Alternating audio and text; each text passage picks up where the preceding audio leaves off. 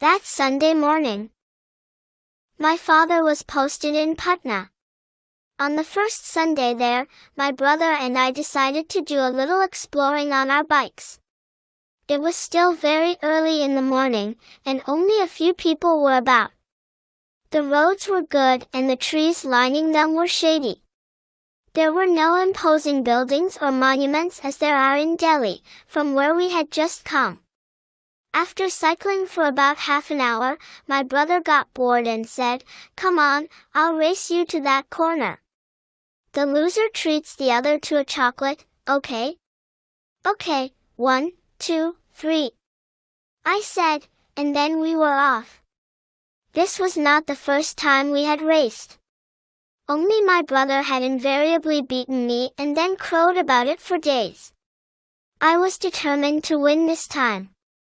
I pedaled as fast as I could. My legs ached and my skirt billowed out, threatening to hit my face. The trees on either side of the road had become one green blur. My hair blew behind me and my lungs were bursting for air. Soon I drew level with my brother, and then gradually I moved ahead. I could see the corner, in a haze. I was starting to whoop with glee, but the whoop froze on my lips. There, right in the middle of the road, stood a lone cow. I jammed on the brakes and the cycle stopped abruptly, but I could not stop the momentum of my own body. I flew over the handlebars and landed smack on the back of the unfortunate animal. The cow, startled by this sudden attack, reared up and started running. I clung to her for dear me, as she charged up the road and round the corner. As we turned, I spotted 2 rows of resplendent cavalry officers, mounted on their magnificent horses coming towards us. They obviously belonged to the governor's bodyguard. I could only cling helplessly as the frightened cow charged straight at the horses. The horses panicked and scattered. There was a regular stampede. The cow managed to fall into a ditch and in the process, dislodged me, and I landed on the soft earth bordering the ditch. I sat up with a groan and saw that the cavalry horses were still out of control. Some of them were running like mad in circles, while their riders tried to bring them under control.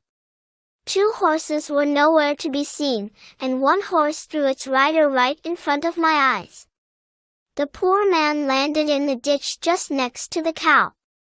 The cow, thinking this was another attack, bellowed loudly and, lowering its head, charged at the unfortunate man.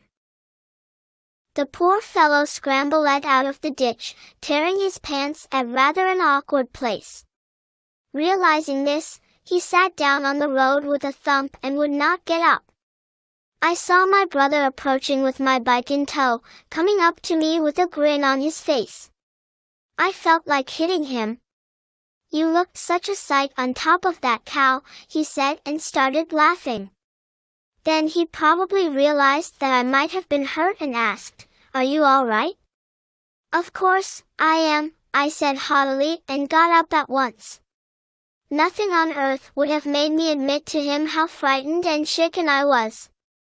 Just then my brother spotted one of the horse riders coming towards us with a thunderous scowl on his face.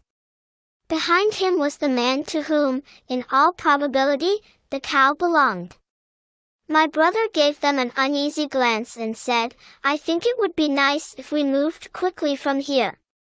I looked round and saw that if both of us did not move fast enough, we would be called in for a lot of explanations. With one accord we got onto our bikes and beat a hasty retreat.